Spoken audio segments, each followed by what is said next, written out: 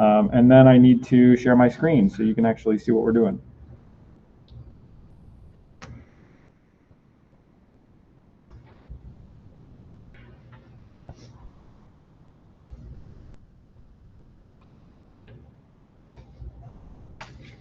Okay. All right, so let's, I guess, a few minutes late, let's get started with week 11, which is kind of fun. I hope all of you have your countdown updated. Has anybody made it like a chain where you start taking off links of the chain till the end of the semester? Okay, maybe this weekend you and your friends, instead of studying, make a little chain, string it up in your room. It'll be a nice, like, every morning get to rip off a link. Did you ever do that as kids? No? Just me? Well, I used to do that. Anyway, you should try it. Super fun. Especially when you're like 5 and you can't really count that well. So we're going to start with kind of a little bit of a recap of some of the stuff that we've done. And then we'll start to really dive into really all of the rest of the parts of the STEAM tables. And some of that we'll do today in lecture, some of that we'll do virtually in lecture. So it'll be a little bit of a tag team effort between me and past me. But we'll at least get through some of it today. Here, diving into like where are the numbers, again, where the numbers in the STEAM tables actually come from. So this picture, this phase diagram, hopefully looks familiar at this point. And one of the kind of key insights from some of the material that we looked at last week was every material has a phase diagram like this. We kind of already knew that. But as long as you're in a similar spot on the phase diagram, things are going to behave pretty close to the same. Right, so we could characterize where we were on that phase diagram based on the critical properties, based on critical temperature, critical pressure.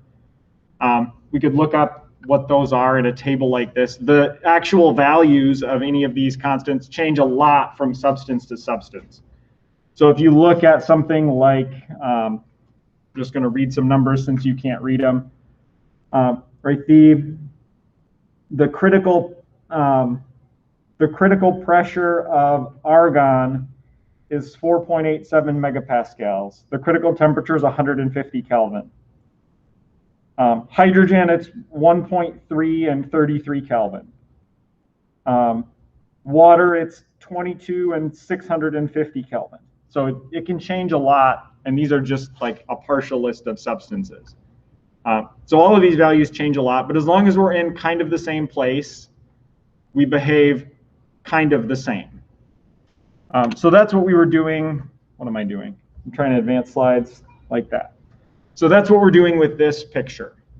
So this is telling us, giving us a way to look at kind of where we are on the phase diagram. And this says that this picture says that every gas behaves the same if we're in the same spot, relatively speaking at least, if we're in the same spot on the phase diagram. That's not actually true. We don't all behave exactly the same, but it's close enough to true that it's a good first approximation, and it's kind of a useful like rule of thumb to keep in your head, that actually as long as we're in the same basic spot on the phase diagram, you know, water and helium behave basically the same, which is kind of a crazy thing to think about, right? I don't know, maybe it's crazy to you. Like, we learn the ideal gas law, and as soon as we learn the ideal gas law, we say, well, that's not actually true for a lot of gases, and it's not. But like, to a pretty good approximation, if we're in kind of relatively the same spot on a phase diagram, despite the fact that phase diagrams look all sorts of different ways, right? Helium's not liquid until like 2 Kelvin. Water is liquid at room temperature. These are very different types of things, but if we're in the same relative spot, we actually behave really similarly. It's kind of a wild thing. So it's just a useful, like, it's a useful conceptual thing to think about, which is why we cover it. It's also useful to kind of think about compressibility, and we actually use some of the same for more complicated models that are actually more correct. We use some of the same kinds of thought processes and concepts. So why is something deviating from an ideal gas? Well, it's because of some sort of molecular interactions. So if Z is greater than 1, you can see like way at the top right corner, that's where we've compressed things together so much that they're starting to push away from other gas molecules, and we have repulsive forces. If we're closer, as we get closer and closer to the liquid phase, that's when things start to feel the attraction of their neighboring molecule, right? Liquids are so attracted that we get stuck together and we don't want to escape. As we start to get closer and closer to that, we start to feel more of those attractive forces, and the volume that you take up gets a little bit smaller and a little bit smaller because you're friends and you want to get nice and cozy together with your other friends. So it's a useful conceptual tool. It's a useful like first approximation model. It is only a first approximation model. It is the most simple model. If you want to do any actual understanding of like real systems, if you wanted to model a real system, you wouldn't use this, you would use a better model. But it gives us a good starting point to understand how those models are built, what kind of thing, like what they would kind of look like, at least a little bit. And if you want to actually do those models, okay, then you go and do those models. But this is a useful starting point for some of that. Okay, so here are our steam tables. So what can we do so far? Well, we know how pressure, temperature, volume, those three columns, we know how those relate to each other. Well, in certain conditions, it's just the ideal gas law. In other conditions, we have to kind of modify the ideal gas law because things are not ideal. Okay. What about those two things, right? Two different values of internal energy. What about those two things? Two different values of enthalpy. How are those related to one another? Well, there are actually some kind of insights that we can get if we look at what is happening in kind of different spots in the steam tables. Okay, what about two different values of entropy? Okay, so let's look at some different cases. What about those two values? So those are two values of internal energy. They are at the same temperature, but really different pressures. Can anybody read those values? Can you guys read those values? It's 4683.68 and 4683.58. So they differ by 1 part in 10,000, less than that. So they're, for all intents and purposes, exactly the same number, pretty much. So internal energy, U, how much does pressure actually matter? Maybe not that much. We increased pressure 5 times, U didn't really change at all. Is that always true? Okay. We look at different values of H. What about those two values? 3928.73, 3928.51. Again, really similar. So we're changing pressure by a factor of 5, but the value changes by less than like 1 part in 10,000. What about down there at the top of our steam table? Ooh, so now they're a little bit different. They're still really close though, right? So now we went from U of, on the left, 2515 to on the right, 2511. So instead of like 1 part in 10,000, we're closer to like 1 part in, or 2 parts in 1,000. So what's different as we go from the bottom, where they're basically exactly the same, as we go toward the top, and they're still really close to the same, but not quite? What's changing? Yeah, David. They're closer to the saturation temperature. They're closer to the saturation temperature. So that means they are less like an ideal gas, right? If we go back to the picture that we had, right, we're getting closer and closer to the liquid phase. Our compressibility number is going up or down, I guess. Z is going down. It's 1 almost exactly at the bottom. As we go up the chart, it's going from 1 to something less than 1. I don't know what it exactly would be, but maybe it's like 0.9, maybe 0.95. It's still close to 1. It's still pretty close to ideal in this case because the pressure is low enough, but it's not an ideal gas anymore. So if we're going to kind of step away a little bit from like ideal gas versus real gas and really start thinking more about ideal gases. Just like, right, the first time you learned anything about gases, you learned the ideal gas law. The first time we're going to learn anything about internal energy and enthalpy and entropy, we're going to think about ideal gases. So some of the things that we're going to do are not 100% correct, just like the ideal gas law is not 100% correct. Just like the compressibility factor is not 100% correct, right? It doesn't give you exactly the right answer every time, but it's useful for understanding generally what's happening, right? The ideal gas law, if you want to understand generally how pressure, volume, and temperature are related, it's a great tool. If you want to get an exact right answer, it is not so good. So just know that that's kind of what we're doing. It's similar-ish to the ideal gas law, although some parts of what we're doing, and I'll try to point out the difference. Like some of what we're going to be doing is exactly correct, and some of it is simplifications around ideal gases. So it's going to be a little bit tricky to keep everything straight. I guess I'll say that. I'll say that up front.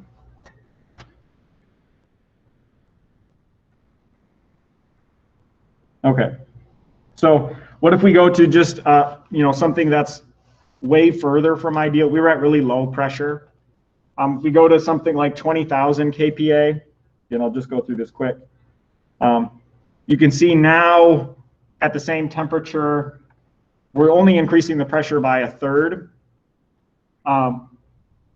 And our value is changing, still not by like tons, right? If you squint, they're the same number still, but it's definitely changing more. It's changing by 120. So it's still not changing by like 50%, but it's not changing by 0.001% either anymore. So the further we're getting away from an ideal gas, the more pressure starts to matter. But if we are an ideal gas, pressure doesn't have anything to do with it. It's just temperature.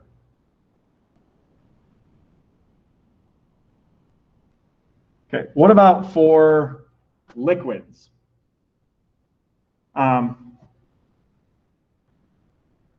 So for liquids, even we're at high, right? We're at really high pressure. Liquids are, like, we see some effective pressure, but again, it's on the order of like 1%, less than 1%. So to like a first approximation, pressure doesn't matter that much for liquids, and that's the kind of the thing that, or one of the things that hopefully you take away. If you're a liquid, pressure doesn't really matter that much. If you get squeezed on, you don't really change. You're a liquid, you're relatively, at least, incompressible. So we get the same things with internal energy. If we change pressure in a liquid, things don't really change. Similar-ish for enthalpy. If we change pressure, doesn't change so much.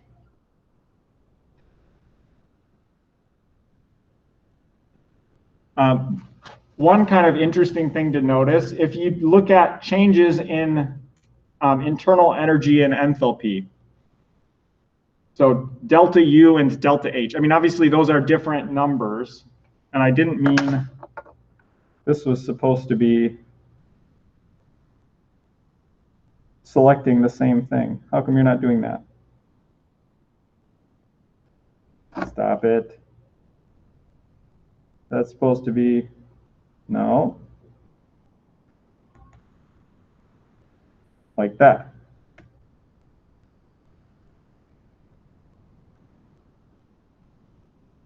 Okay. Sorry. So if you look at deltas, so delta U and delta H, can anybody like whip out their phone and calculate what one person do delta U, maybe Liam do delta U, and the next person to move gets to do delta H? Ready, break. Thanks, Ellie. So they're obviously different numbers. Like U and H at those values are different. But what about the delta values?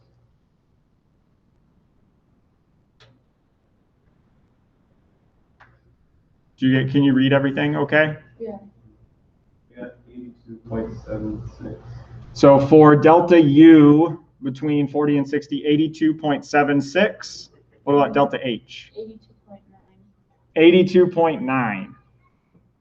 So not exactly the same, but again, like less than 1% difference between those two values. So deltas for liquids, at least, for gases, this wasn't the case. Delta U and delta H are different. For liquids, though, delta U and delta H are really similar. How many times in the history of this class have we cared about the absolute value of U or H or even entropy versus the delta? Like, we've always cared about the delta, right? Energy balances always have delta U or delta H. We've looked up like an absolute value, or what we thought at least was an absolute value of entropy or internal energy or enthalpy. We've looked up absolute values of all of these things, but we've never actually used them. We've always used those to find a delta. Just kind of an interesting thing to note. And we'll talk a little bit about why that is here in a second. The last thing to try, so the U value, let's look at the top one in the box. 165.73 is internal energy. H is 180.75. So can anybody do U plus PV and see what they get? So 163.75 plus 15,000 times 0.001001. One of you that has a calculator out? All right, this is how we defined H. I bet nobody's actually gone back to the steam tables and checked my definition of H to make sure that it was correct. So we'll do that now.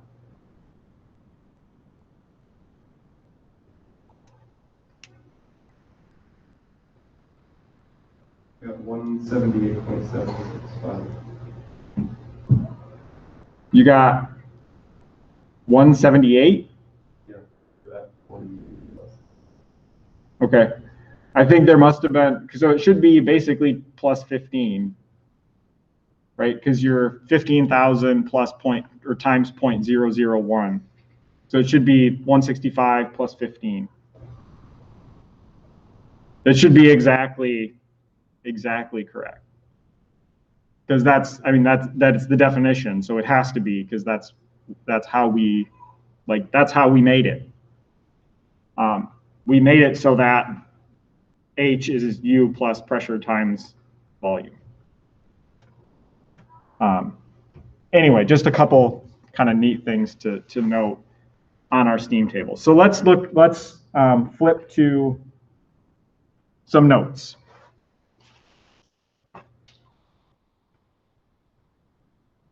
Okay. So one of the kind of nifty things that we're going to take advantage of, so we flip to notes, is H, U, S are all point functions.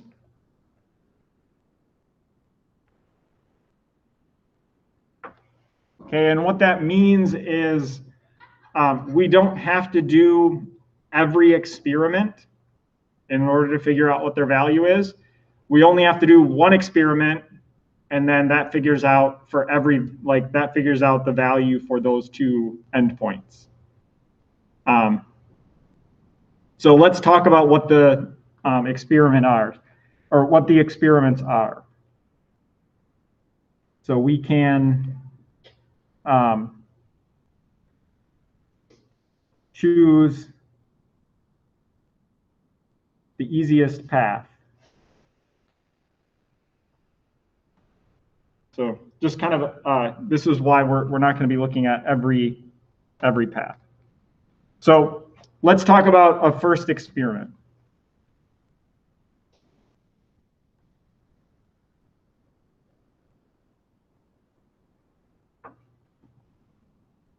Experiment number 1.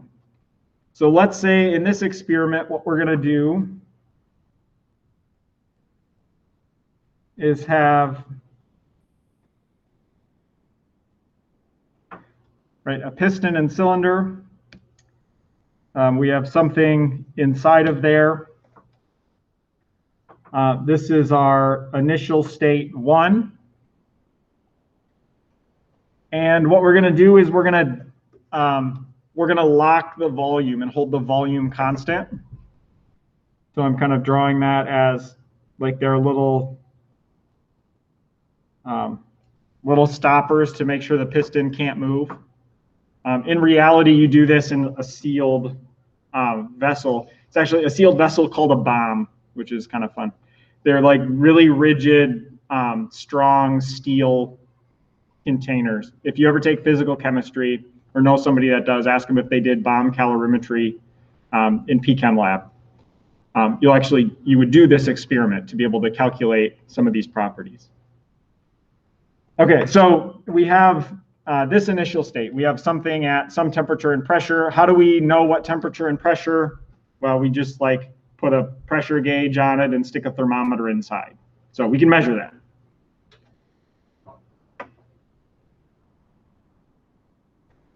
Okay, we're going to be going from that state 1 to state 2.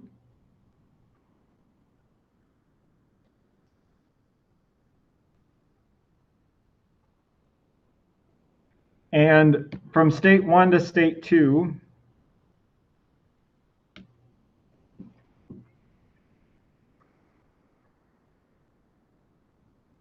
there is no change in volume. So delta volume is equal to 0. This is our final state 2. And what we're going to do for our experiment is we are going to add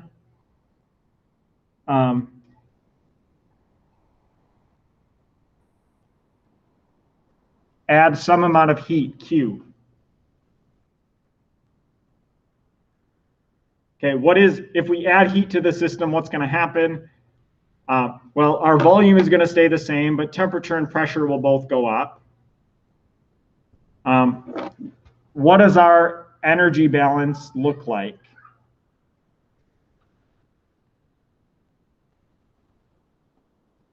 Right, our full energy balance is delta U equals Q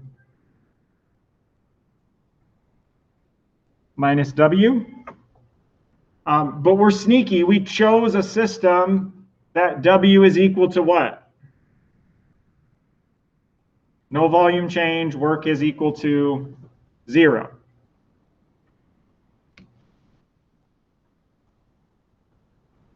So we can cross out the work term. So we chose a system where, yikes, I hate when it does that. Okay.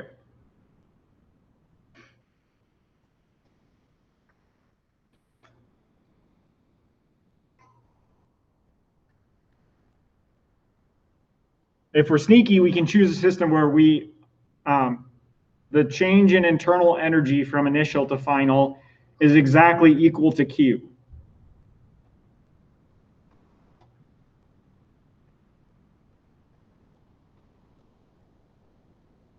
We can measure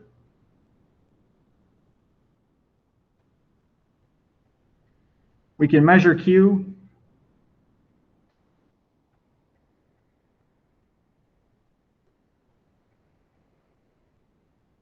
We can measure things like temperature, pressure, specific volume. So we can't measure internal energy directly, but if we do this experiment, it gives us a way to measure internal energy sort of directly, right? We can measure heat, and if we measure heat, we just measured change in internal energy. So this allows us to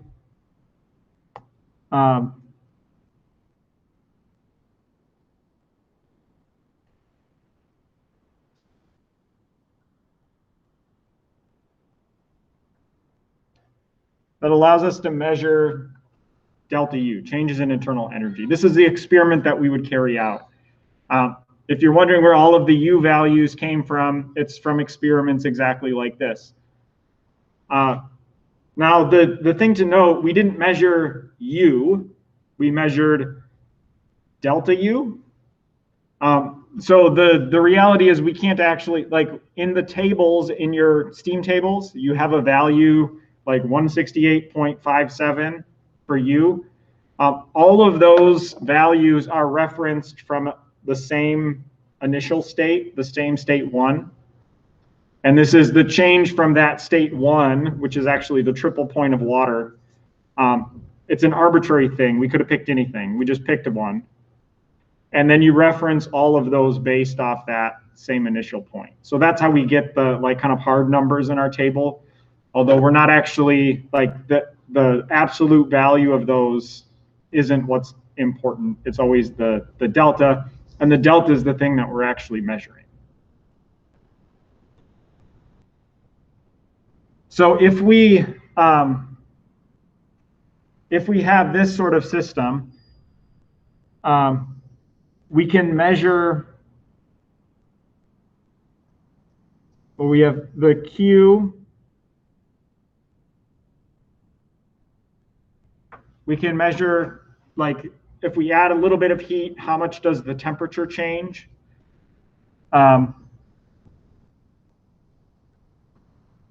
So adding heat will obviously raise the temperature.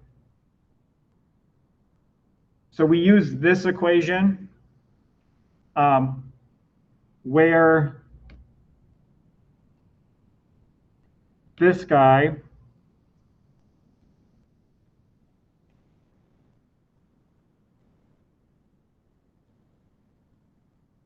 CV is the constant volume heat capacity.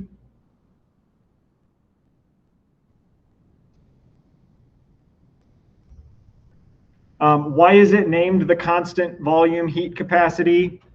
Well, what experiment did we just do in order to figure it out? We just did a constant volume experiment. So constant volume, right? This is named for our experiment.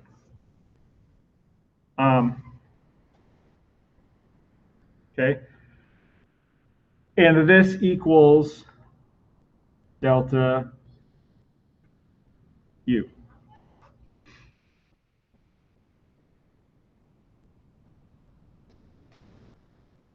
Okay, really we use, I'll make one modification to this, and that is putting a mass there.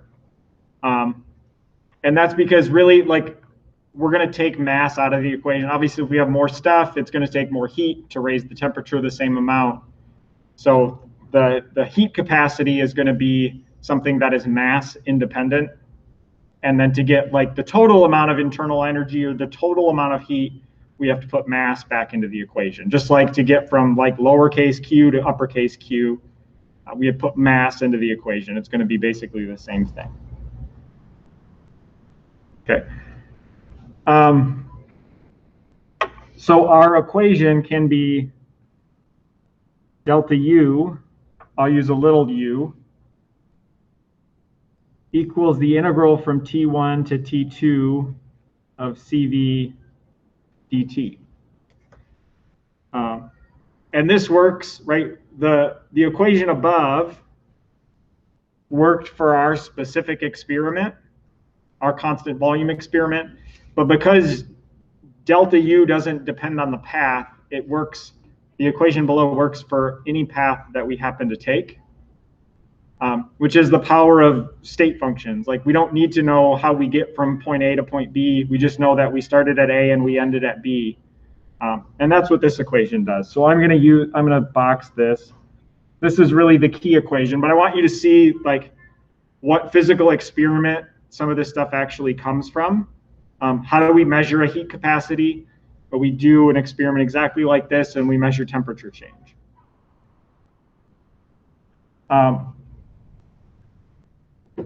Okay, so let's think of a second experiment. Yeah, David. How do we calculate that CV? You measure it experimentally. You do that experiment, you say, I added this much heat, how much did the temperature change? That's what heat capacity is. And for you all, we're gonna look it up.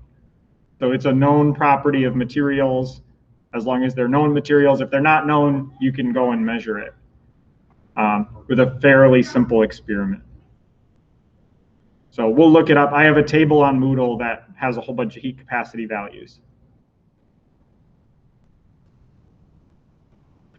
Okay, let's look a different experiment.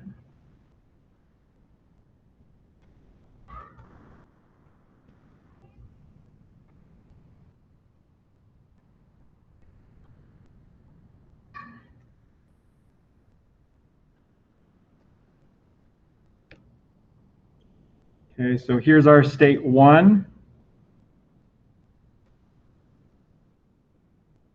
And we're going to go from state 1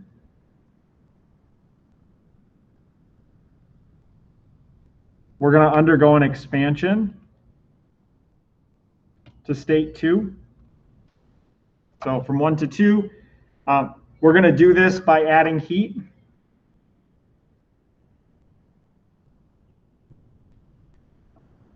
And again, we can choose any path that we want, but we're going to choose a special path because of how it makes our lives easy. And that is P is constant. Okay, again, this is an easy experiment. The first experiment, easy to carry out, you just use a sealed container. This experiment, easy to carry out, you just do it at a constant pressure. So you don't have to do anything super fancy, constant pressure, we add heat. We can measure heat, we can measure temperature, we can measure pressure. These are all easily measurable quantities. What does our energy balance look like for this?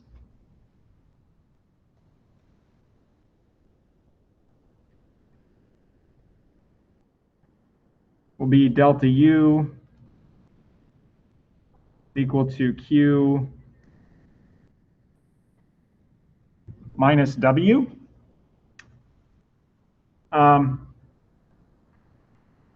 this is where we have to get a little bit tricky. We can do this from state 1 to state 2. We can do it in any way that we want. A nifty way is to do it reversibly. Again, as long as we get from the same starting point to the same ending point, most of this, it doesn't really matter because we have state functions. But work and heat are not state functions. So we have to be a little bit tricky. Okay, so let's say if we do this reversibly,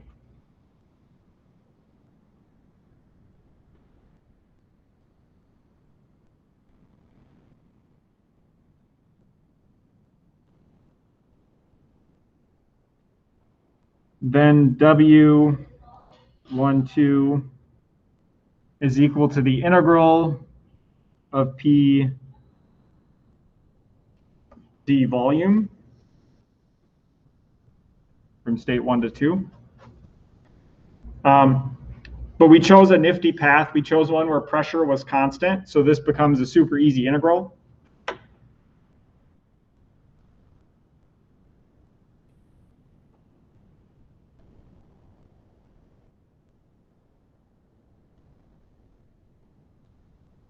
All right, it's just P delta V. So let's plug this back into our energy balance.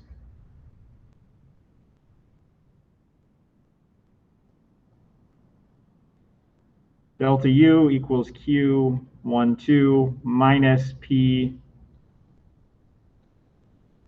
delta V,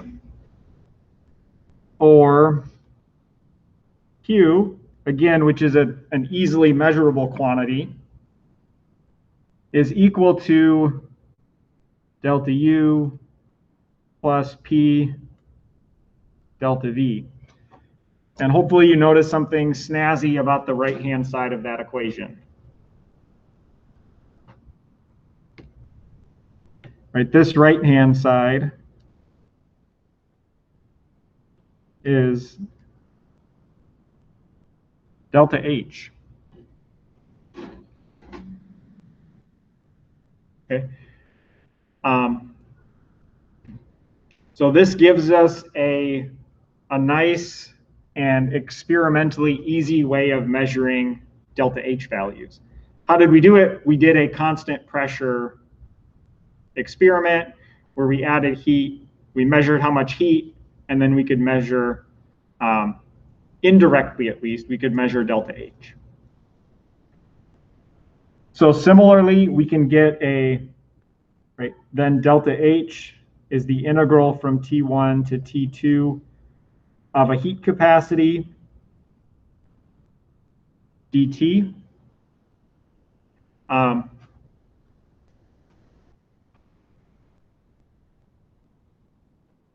And we call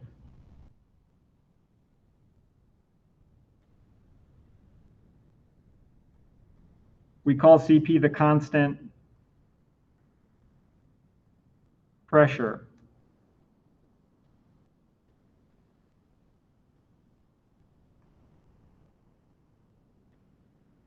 Heat capacity.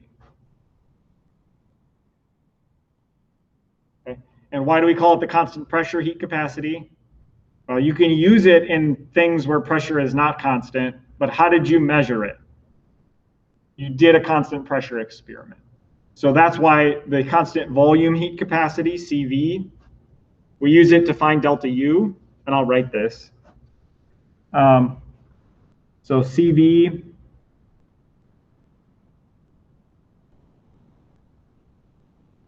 used to find delta U, Cp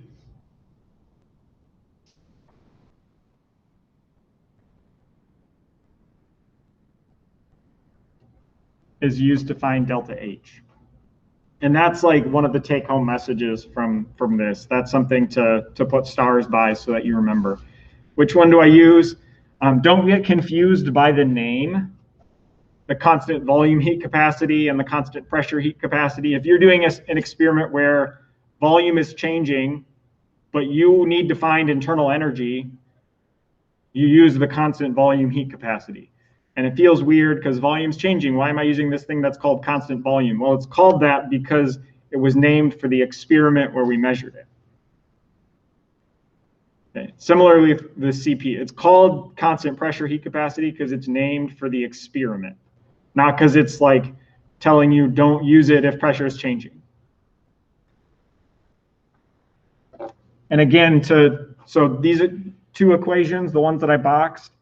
Delta H equals the integral from T1 to T2, Cp dt. That's not exactly true. And we saw that because pressure does actually matter a little bit. But these are the equations that we're going to use, and we'll find they actually are pretty good. Pretty close to the truth.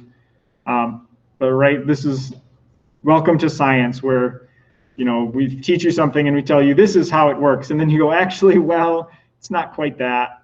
It's a little bit different. It's a little bit more complicated, and that's fine, right? Hopefully, we're at least a little comfortable with that now. Yeah. Is there a difference between little h and big H?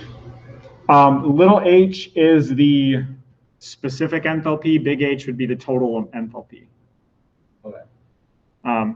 So using CV and CP, we're going to be calculating the little h and little u, just like we're going to be calculating the numbers that we would look up from tables.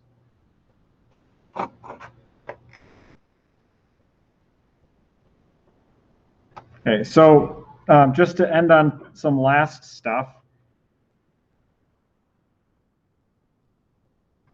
Not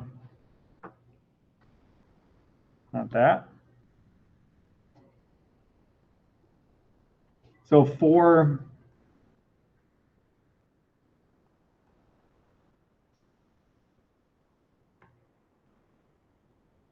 heat capacities, the subscript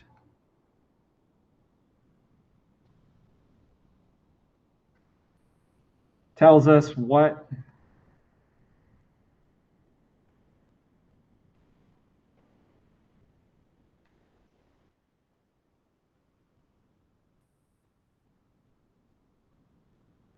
is held constant in the experiment.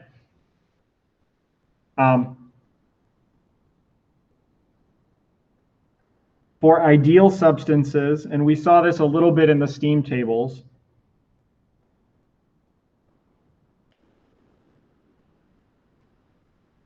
so ideal substances, this would be an ideal gas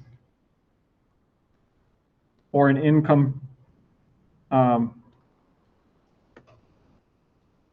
incompressible solid or liquid.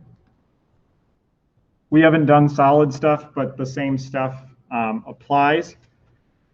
For ideal substances, we only need to consider temp changes. And that's what we're going to use. Only temp changes. So for ideal substances,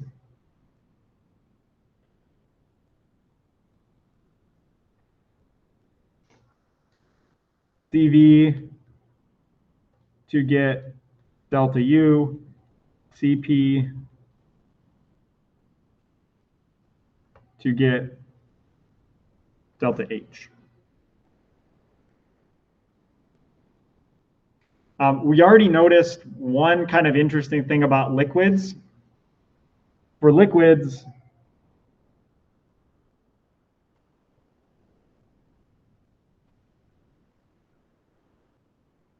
right, when we calculated, we had the compressed liquid water tables up, and we calculated, like, the H and the U values were different, but we calculated the difference, and they were basically exactly the same. That's true for solids and liquids. So for solids and liquids, delta U is about equal to delta H. So functionally, CP and CV are almost exactly the same thing. They're not exactly the same thing, but they're super close.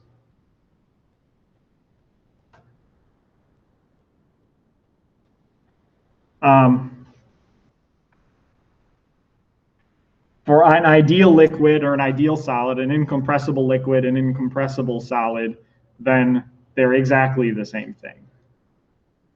Yeah, David. I presume that's because delta V is very close to 0.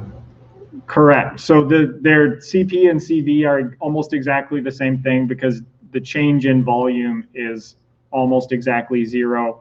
For an ideal liquid or solid, the change in volume with pressure is exactly 0. So that delta volume part drops out. Exactly right. For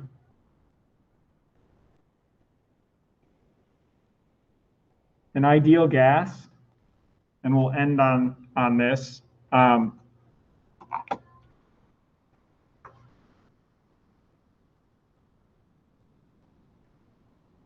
CP equals CV plus R, right? R is the gas constant.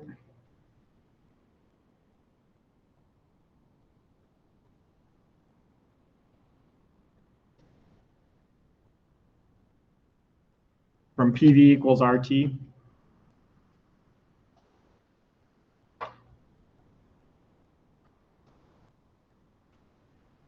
Okay, so, okay, why is that? So here's our proof. We have H equals U plus PV.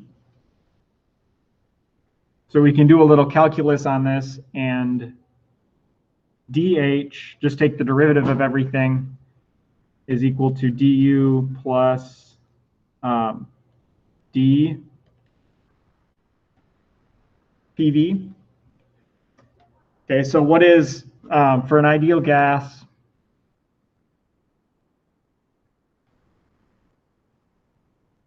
PV equals RT.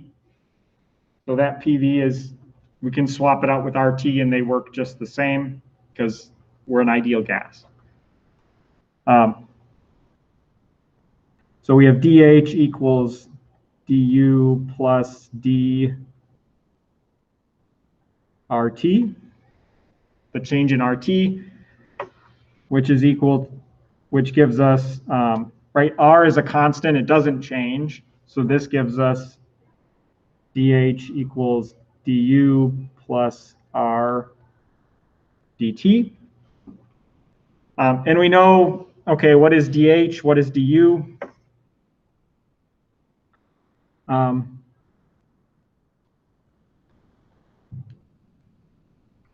dH equals Cp dt, du equals Cv dt.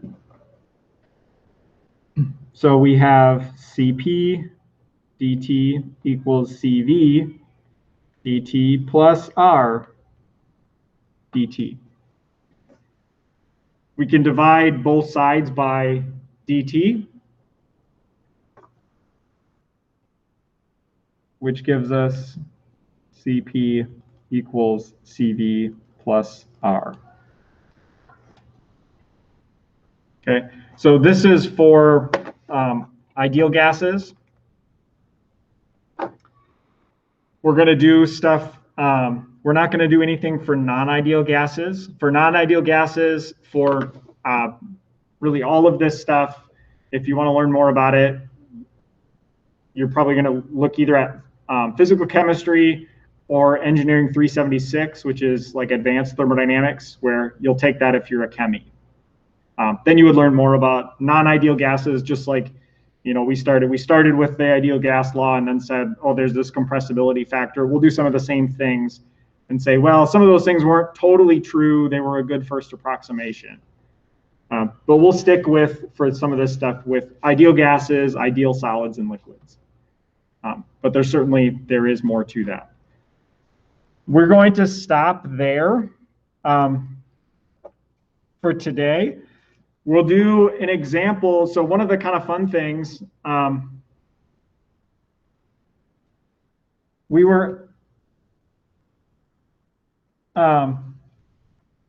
we can look at like what the, okay, I lied. We're not actually gonna stop it. We'll stop taking notes, but give me 30 seconds. And I'll show this next week and talk about it a little bit more. But specific heat values are temperature dependent. A lot of times we're gonna say, well, we'll kind of forget about that and we'll just choose a constant number. There's a table that's posted on Moodle that you'll need for your homework that has a whole bunch of values. It also has on the reverse side of it some fun functions, which basically they're big polynomials to fit these funny curves. These are kind of what, you know, how specific heats on the left, how those change with temperature. You can see argon, helium, neon, krypton, xenon. Those are all ideal gases, basically. So that's why you have a flat line, because it's not changing because it's an ideal gas. Things that are not ideal gases, okay, then those things change pretty significantly. We'll talk a little bit more about this last time. I just wanted to draw your attention to kind of what these are. There's a handout on Moodle. 2 videos for this week. One is an example problem where we dive into how do we do calculations with this. The second video is a fairly important one where we're going to really dive into, we did now pressure, volume, temperature. We're going to dive into entropy. So that's the second video. Make sure you watch that before you come to class. Really, both of those 2 videos. Watch those before you come to class. Don't, like, you know, come to class and then expect to be able to keep up, because we're going to be continuing on with some of that material. Okay, I've gone too far. I will stop now. Hope you guys all have a great Tuesday. Feel free to hang around and ask homework questions or anything like that, or reach out by email or something else throughout the week. Have a great Tuesday.